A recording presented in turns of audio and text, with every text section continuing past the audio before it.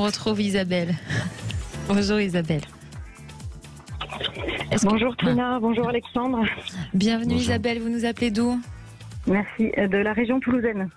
D'accord. Alors, votre fille a subi une grave agression sexuelle. Oui, tout à fait, à l'âge de 15 ans.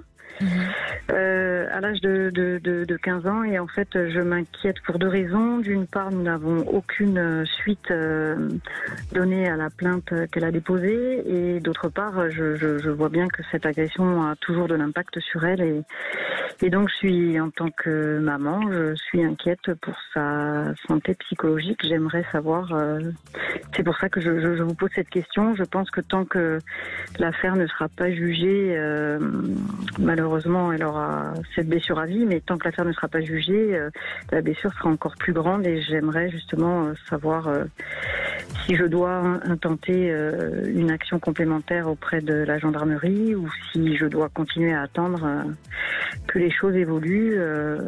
Voilà. Par rapport au contexte de cette agression, elle connaissait son agresseur? Très peu.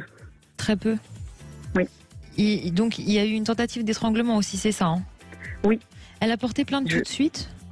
Pas de suite, non, pas de suite. On avait un ami gendarme qui nous a dissuadés en lui disant ce sera ta parole contre la tienne. Elle était mineure, il était mineur encore pour quelques mois aussi à l'époque. Et notre médecin traitant a eu le même discours en lui disant c'est très difficile de faire reconnaître ce type d'agression, et ce sera compliqué. Donc elle a été en fait dissuadée par ces discours-là qui lui ont fait peur. Et elle n'a pas porté plainte de suite. Ça a été plus tard avec l'assistante sociale du lycée qui qui l'a poussée à porter plainte. Donc ça a pris quand même quasiment 2 ans avant qu'elle veuille bien s'armer de courage et faire toutes les démarches. Voilà. On avait fait des examens médicaux, etc. Mais elle n'avait pas voulu déposer plainte à l'époque. Alors, pour tout vous dire, on est absolument estomaqué par ce qu'on est en train d'entendre avec Alexandre. Elle a été dissuadée, mais peu importe. Le principe reste le même. Elle a été dissuadée par un policier et par un médecin. Par notre médecin de famille, tout à fait. C'est qu'elle connaît incroyable. depuis qu'elle a 2 ans, et par un ami gendarme qui nous a dit ce sera très compliqué, ça va être long, on va mettre ta parole en doute, etc. Mon médecin a eu le même discours. Hein. Comment elle a réagi, votre fille? Parce que on comprend bien que ça a dû, vous avez dû avoir la même réaction que nous, mais votre fille, comment elle a réagi face à cette dissuasion? Elle s'est refermée sur elle-même, et elle a perdu confiance déjà dans le monde des adultes. Hein. Elle a perdu confiance avec ce qu'elle venait de vivre, voilà. Et puis moi j'étais perdue puisque je voulais l'obliger. Et d'un autre côté, le papa de ma fille qui vit en région parisienne, qui était loin, lui, qui a vécu ça de loin, m'a dit il faut respecter son choix. Donc voilà. Donc je n'ai pas voulu la forcer, et en même temps j'aurais peut-être dû, mais bon, les choses se sont passées de cette manière. Sauf qu'aujourd'hui, la gendarmerie n'a toujours rien fait. L'agresseur est majeur depuis quelques années. On n'a jamais été confronté. Enfin, tout a stagné. On a eu le Covid entre-temps, effectivement. Mais je voudrais avoir le point de vue d'Alexandre pour savoir si moi, je dois relancer les choses, parce que c'est moi qui ai porté la plainte en mon nom, puisque ma fille était mineure. D'accord. Combien de temps après exactement? 2 ans. 2 ans, d'accord. Voilà. Est-ce que ça ne va pas raviver la blessure? Est-ce que j'ai raison de vouloir faire ça? Est-ce qu'elle va s'en sortir psychologiquement? Voilà, j'ai toutes ces interrogations-là, et je profite de votre émission pour poser ces questions. Est-ce que vous lui avez fait part à votre fille de votre intention de faire avancer les choses? Pas pour le moment. D'accord. J'attends d'avoir... J'attendais cette... D'être éclairé. D'être éclairé, tout à fait. Alors, pas évident aussi pour vous, Alexandre, parce que c'est un sujet délicat. Quel est votre ressenti? D'autant plus que on n'était pas sur les événements, et donc c'est pas de mettre en doute la parole de votre fille, bien au contraire. Mais effectivement, dans le procédé, j'ai l'impression que ça me paraît un peu léger. Ouais, ça me paraît. Je dis pas que mais ça me paraît. En tous les cas, ce qui est important et la priorité pour moi, c'est déjà votre votre fille, bien sûr que c'est elle qui a vécu cet événement, c'est elle qui est traumatisée par cet événement, et il y a tout un processus psychologique sur lequel elle ne doit pas négliger, que vous ne devez pas négliger avec elle. C'est-à-dire que pour moi, il faut véritablement la faire accompagner par un psychologue, un psychiatre ou autre. C'est le cas. Voilà. Donc ça, c'est vraiment dans cet accompagnement-là. Aussi, de l'intégrer à un système de groupe de parole ou des associations qui ont vécu, ou des enfants ou des mineurs avec des parents qui, pareil, ont vécu ce genre de choses, pour qu'à un moment donné, votre fille se sente reconnue, se sentent aussi mesurer, qu'elles sentent mesurer l'ampleur de ce qui lui est arrivé, et de pouvoir l'identifier, parce que parfois on peut aussi avoir eu attention, je suis pas en train de dire qu'elle a provoqué l'événement, pas du tout, mais elle a besoin aussi de mieux comprendre et de mieux avoir du recul sur ce qui s'est passé au moment où ça s'est passé, et avec l'agresseur. Donc il y a tout un processus dont elle doit sortir déjà de ses émotions et de ce qui l'a amené à être malheureusement, et vraiment malheureusement, justement dans cette agression sexuelle, à sortir de ça et à être plus avec un peu de prise de recul pour pouvoir justement mener les actions qui suivent, et qui doivent être aussi bien menées pour ne pas rester non plus à faire durer une procédure sur un certain nombre d'années.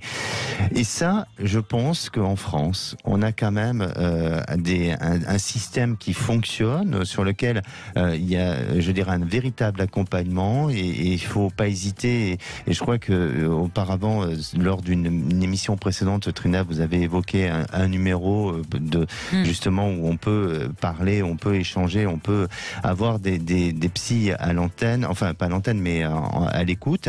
Et donc, il faut pas hésiter pour qu'à un moment donné, votre fille elle-même prenne la décision de ce qu'elle doit prendre comme décision. Ça n'enlèvera pas. Oui, mais le groupe de parole, c'est une très bonne idée. Oui, bien sûr. Ça n'enlèvera pas ce qu'elle a vécu comme traumatisme et comme choc. Ça, en aucun cas, ça l'enlèvera pas. Mais tout au moins, le jour où, si votre fille dit « je vais aller plus loin dans la procédure », eh bien, ça sera elle qui va mener ce combat. Ce sera elle qui ne va pas y aller en ayant peur de tout ça. Parce que, forcément, il faut qu'elle se sente protégée aussi, parce qu'elle peut avoir peur de la réaction de la partie adverse et tout ça. Donc, il faut être soutenu et il faut être protégé. Et ça, c'est un véritable accompagnement. Donc, il ne faut pas se précipiter. Il ne faut surtout pas se précipiter, mais il ne faut pas l'ignorer. Et vous dissuader, je veux pas aller à l'encontre d'une parole, mais en attendant, moi, ça me paraît pas forcément la solution. C'est incroyable d'entendre ça. Voilà, donc ça fait bondir. Oui. Vous nous disiez que ça traînait, alors ça avait traîné depuis la plainte, parce que, en l'occurrence, le Covid, etc. Mais est-ce qu'on vous donne, mis à part le Covid, est-ce qu'on vous donne des explications? Est-ce qu'on vous dit, voilà, je ne sais pas, il n'y a pas assez d'éléments dans le dossier, ou par exemple? Aucune. Je suis déjà allée. Je ne suis allée qu'une fois à la gendarmerie pour reparler de ce dossier. On m'a dit on vous tiendra au courant, c'est en cours.